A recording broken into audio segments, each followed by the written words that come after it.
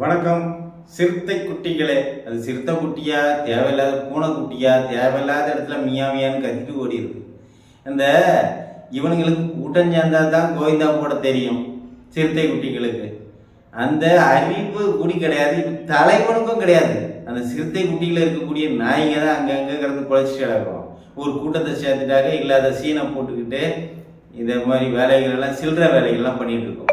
ஆனால் தலைவனும் எப்பவுமே ஒரு மோத்திர சந்தில் போய் மோத்திரம் வரலன்னாலும் ஆர்எஸ்எஸ் தான் காரணம் அப்படின்னு சொல்லி சொல்லுவார். என்ன பிஜேபியும் ஆர்எஸ்எஸ்க்கும் ஏதாவது ஒரு கதையா பாட்டா பாடலைன்னா இவருக்கு தூக்கமே வராது. அப்படிப்பட்ட திருமாவளவன் இப்பொழுது அண்ணாமலை மீது தேவையில்லாத பேச்சை பேசி மாட்டிக்கிட்டு முழிக்க போறாரு. அவர் ஒரு அடி அடிக்கிறதுக்கு வந்தாலே 2 அடி அடிப்பாரு. அந்த அளவுக்கு ஒரு அண்ணாமலை என்ற ஒரு ஆளுமை மிக்க தலைவர், மக்களின் தலைவர். இப்ப நாங்கெல்லாம் கம்முன்னு ஒதுங்கி போயிருக்கோம். அண்ணாமலை அவர்கள் கட்சியிலேருந்து தலைவர்லேருந்து எடுத்ததுலேருந்து நாங்கெல்லாம் கட்சி இதே போல ஒரு பிஜேபின்றதுலேயே எதுலேயும் ஒரு சேராமல் இருந்துட்டு இருக்கோம். நாங்கள் பிஜேபி என்ன பண்ணாலும் பிஜேபி தான் ஓட்டு போடுவோம். ஏன்னா பிஜேபியான மாதிரி ஒரு இந்துக்களுக்கான ஒரு கட்சி, ஒரு நேர்மையான கட்சி, ஊழல் பண்ணாத கட்சி தமிழ்நாட்டில் கிடையாது. என்ன மற்ற மாநிலத்தில் இருக்கா இல்லையா நமக்கு தெரியாது, தமிழ்நாட்டில் கிடையாது. அப்படிப்பட்ட ஒரு கட்சியை தான் நம்ம சப்போர்ட் பண்ண முடியும். ஊழல் பெருச்சாலி, ஊழல் பண்றதுக்காகவே கட்சி வச்சிருக்கிறவன் இங்க இருக்க திமுக அதிமுகவும் தான் கூட்டணி சேர்ந்துட்டா அவங்க என்ன பெரிய கிரீடம் தூக்கி வைக்க போறாங்க? அதிமுகவுக்கு நாங்க வைக்க போறோமா? எங்களுக்கு இப்ப கூட்டணியில திமுகவை வீழ்த்தணும். திமுகன்ற ஒரு கட்சி தோல்வி அடைஞ்சா மட்டும்தான் அந்த தமிழக மக்களுக்கு ஒரு பெரிய விடிவு காலம் வரும். ஏன்னா இப்ப விஜய் வேற வந்திருக்காரு. விஜய் வந்திருக்காருன்னா விஜய் 41 பேரை பலி கொடுத்து வந்திருக்காரு. விஜய் எப்பவுமே எதிர்க்கணும். ஆனா விஜய் வந்ததுனால திமுக கொஞ்சம் ஆட்டம் கண்டு போயிருக்கு. திமுகவை வீழ்த்தணும்னா விஜயும் சேர்ந்து நம்ம கூட கைகோத்து வந்தா நல்லா இருக்கும்னு அதிமுக நினைக்குது. ஏன் அதிமுக நினைக்குதுன்னா, அதிமுக எப்படி வேணாலும் பல்ட்டி அடிக்கும். எப்பவுமே ஒரே சார்பு நிலையில எப்பவுமே எடப்பாடி அவர்கள் இருந்ததே இல்லை. எடப்பாடி நம்பவும் கூடாது. பிஜேபியில் இருக்கக்கூடிய மூத்த தலைவர்கள் சொல்லும் போதுதான் இப்ப புரியுது. இந்த அண்ணாமலை அவர்களுக்கு நிறைய இதே போல மிரட்டெல்லாம் இந்த விடுதலை சிறுத்தை நாய்கள் மிரட்டுது. எந்த மூத்த தலைவராவது எவனாவது கண்டனம் தெரிவிக்கிறீங்களா? மூத்த நாங்கள் பாஜக உங்களுக்கு பின்னாடி நாங்கள் சுத்திக்கிட்டு இருந்து இப்போ இருக்க ஒரு இளைஞர் நேர்மையான ஒரு நல்வழிப்படுத்த, அதாவது காமராஜருக்கு இணையான ஒரு நேர்மையான ஒரு மனிதன் சொல்லி பார்த்தீங்கன்னா அது இப்போ இருக்கக்கூடிய அண்ணாமலை மட்டும்தான். இவருடைய ஆட்சி வந்தா மட்டும்தான் இந்த தமிழகத்துல ஒரு முன்னேற்ற பாதை, ஒரு மாற்றங்கள் வரும் அப்படின்ற மாதிரி எல்லோருமே நினைச்சோம். ஆனா அவரை தலைவர்லேருந்து வெளியெடுத்து வச்சிருக்கீங்க. அது பல காரணங்கள் இருக்கலாம். ஆனா எங்களுக்கு ஒரு பெரிய ஒரு பின்னடைவாக பார்க்கிறோம். ஏன்னா இளைஞர்கள் நிறைய பேர் பிஜேபி அண்ணாமலைக்காக ஓட்டு போட்டாங்க. இப்ப பாராளுமன்ற தேர்தலில் யாருக்காக ஓட்டு போட்டாங்க? தமிழ்நாட்டில் வெளி மாநிலங்கள்ல மோடிக்காக ஓட்டு போட்டாங்க. ஆனா இங்க மோடி வரணும்னு சொல்லி ஓட்டு போட்டவங்களை விட இங்க அண்ணாமலை தலைவர் ஒரு எழுச்சியா இருக்கிறாரு அப்படின்றதுக்காக ஓட்டு போட்டது பல பேர், பல இளைஞர்கள். புதுசா ஓட்டு போட்ட பல இளைஞர்கள் இதுல அண்ணாமலைக்கு தான் ஓட்டு போட்டாங்க.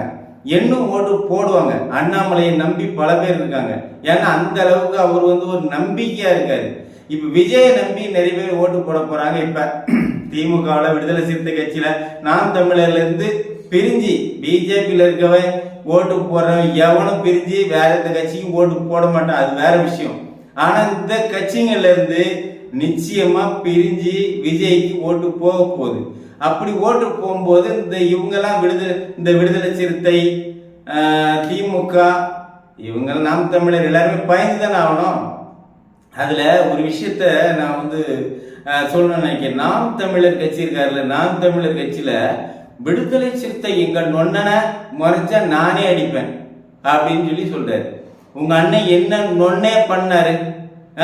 ரோட்ல போறவன் ஒருத்தன் பைக்கை அடிச்சுட்டு அவர் இன்னான்னு சொல்லி கேட்க வர்றாரு. என்ன யாரை அடிச்சாலும் ஒரு நாய் தெருவில் போனாலும் கல் எடுத்து அடிச்சா அது திருப்பி குலைச்சிட்டு தானே போவோம். நீங்க என்னடா திருப்பி அடிப்பீங்க, முறைச்சி அடிப்பீங்களா?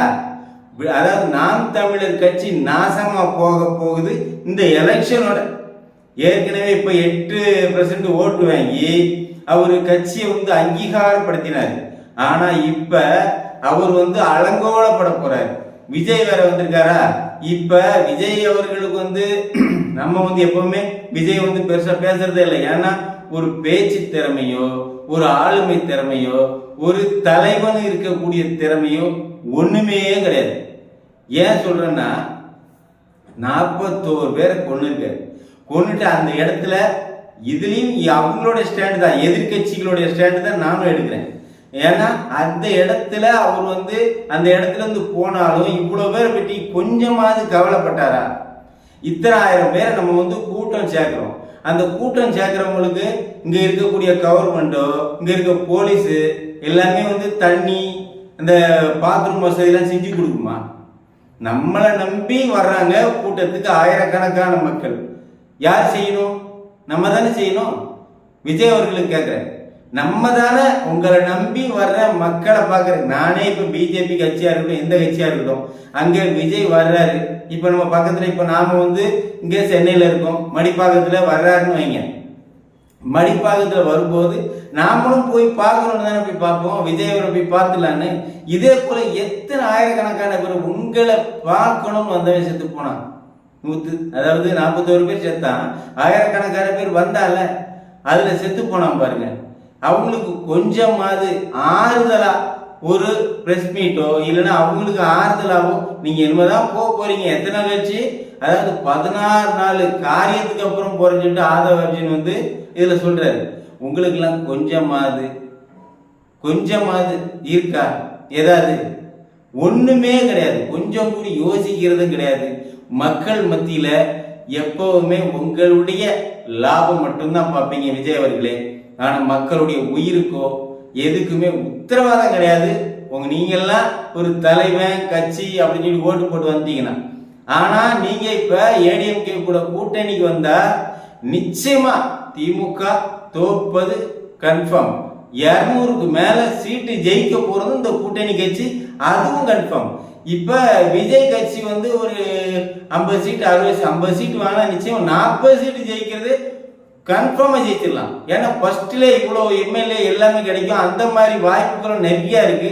ஒரு 60 சீட்டு கிடைச்சாலும் 50 ஜெயிக்கலாம்.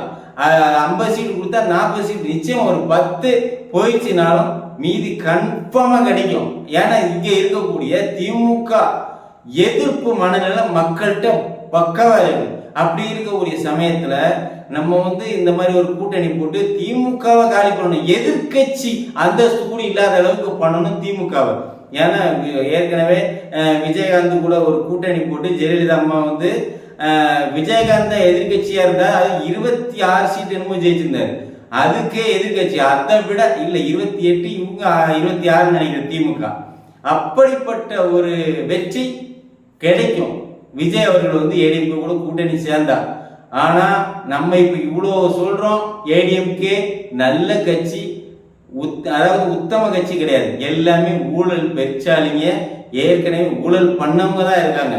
ஆனா திமுக அதை விட மக்களை அதாவது அதிகாரத்தை வச்சு அடக்கணும்னு நினைக்குது. ஒருத்தர் ஏதாவது அவங்களுக்கு எதிராக ஒரு போஸ்ட் போட்டா உடனே கைது. இது ரொம்ப அதிகார வர்க்கமாகி போச்சு. இந்த விடுதலை சிறுத்தை கட்சிகளை கூட்டணி சேர்த்துக்கிட்டு ரவுடித்தனம், எங்க பார்த்தாலும் இவனுக்கு ரவுடித்தனம் பண்றதுக்கு திமுக கட்சிக்காரங்க ஒத்து ஊதுறாங்க.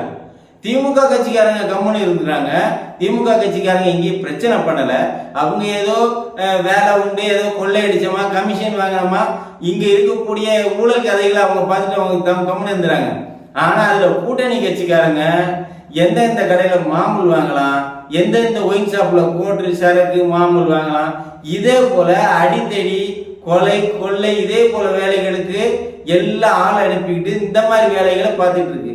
ஆம்ஸ்டாங் அவர்கள் கொலை வழக்குல கூடி நிறைய பேருக்கு சம்பந்தம் இருக்கு விடுதலை சிறுத்தை கட்சிக்கு. ஆனா யாரும் இன்னும் வெளியில வரல. அதுல யார் யாரெல்லாம் எல்லா கட்சிக்காரங்களுக்கும் அரெஸ்ட் ஆயிருக்காங்க. அதுல பெரும்பான்மை, ஏன்னா இவங்களுக்கு தான் ஒரு தாழ்த்தப்பட்டவர்கள் ஏதோ ஒருத்தர் வர்றாரு அப்படின்னா அவங்களுக்கு தான் பாதிப்பு. யாருக்கு?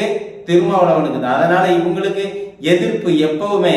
நல்லா யோசிச்சு பாருங்க. விடுதலை சிறுத்தை குட்டிகளா, உங்களுக்கு ஒண்ணு கேட்கிறேன். திருமாவளவன் உங்க விடுதலை சிறுத்தை கட்சியில திருமாவளவனுக்கு எத்தனை வயசு? 50 வயசுக்கு மேல ஆச்சுல. அவரோட வயசுல யாராவது ஒரு ஆள் இருக்காங்களா? ஏன்னா இருக்க மாட்டார். எல்லாத்தையும் எனக்கு கூட கொஞ்சம் அவங்களுக்கு கூடயே வந்து வளர்ந்தா அவர் உடனே எட்டி மீச்சு வெளியே வெட்டுருவாரு. இதுதான் திருமாவளவனோட வேலை. திருமாவளவனுக்கு எப்பவும் எல்லாருமே உங்களுக்கு சின்ன வயசுல உள்ளவங்க தான் வச்சிருப்பாரு. ஏன்னா இதுக்கு மேல கொஞ்சம் இவங்க கூட இணையா இருக்கிறவங்களை வந்து வளர்த்து விட்டா இவங்களை காலி பண்ணிடுவாங்க அப்படின்றதுக்காகவே என்ன பண்ணுவாங்கன்னா, இவரை எல்லாத்தையும் ஒருத்தவங்களையா வயசானவங்கள கழட்டி விட்டுக்கிட்டு இவர் மட்டும்தான் இருப்பாரு. இளைஞர்களை அடுத்தா என்னைக்குமே அவருக்கு மேல யாரையுமே வளர விட மாட்டாரு. அவங்க வளர்ந்து கூட அவர் தான் தலைவர். அதனால அவங்க தான் வளரணும். அவங்க கட்சிக்காக அவங்க இருக்கிறாங்க. அதை பற்றிலாம் ஒன்றும் தப்பு இல்லை. ஏன்னா நீங்க என்ன வேணாலும் செய்யுங்க. ஏன்னா என்ன செஞ்சாலும் பிஜேபியை சொல்லி சொல்லி பிஜேபி உள்ள வந்துடும். RSS இயக்குது, சன் பரிவார் கும்பல் இதே போல சொல்லி சொல்லி எவ்வளவு நாள் தான் உங்க கதையை ஓட்டுவீங்க? இங்க தமிழ்நாட்டுல மக்கள் எல்லாரும் பார்த்துட்டு இருக்காங்க. விஜய் அவர்கள் வந்து கரூரை போய் பார்க்க போறாரு பாதிக்கப்பட்டவங்கள. அந்த கூட்டத்துக்காவது போலீஸ் கரெக்டான முறையில் பாதுகாப்பு கொடுங்க. அதே போல இந்த விஜய் ரசிகர்கள், விஜய் தொண்டர்கள் சொல்லிட்டு அவன் கூட்டம் சேர்ந்து அங்க போய் தேவையில்லாம சாவாதீங்க. ஒரு மனுஷனை பார்க்கலாம், ஆனா நீங்க சாகுற அளவுக்கு ரிஸ்க் எடுத்து பார்க்க கூடாது. நம்ம உயிர், நம்ம அப்பா அம்மா எவ்வளவு கஷ்டப்பட்டு வளர்த்திருப்பாங்க. நீங்க கூட்டம் சேர்ந்து செத்து அவங்களுக்கு எவ்வளவு கஷ்டத்தை கொடுக்குறீங்க. எவ்வளவு பேர் மனசு நொந்து போயிருப்பாங்க. 41 குடும்பம் என்ன ஆச்சு யோசிச்சு பாருங்க. அதாவது முழுக்க முழுக்க எப்பவுமே நம்மளுடைய கட்சி தொண்டர்களை, நம்மளை தேடி வந்தவங்களை காப்பாற்றணும். விஜய் அவர்களே அதை நினைச்சு இதுக்கு அடுத்த கூட்டங்களுக்காக இருக்கட்டும், எதுக்காக இருக்கட்டும், அதுக்கேற்ற மாதிரி முன்னெச்சரிக்கை எல்லாத்தையும் செஞ்சு மக்கள் உயிரை காப்பாற்றுங்க.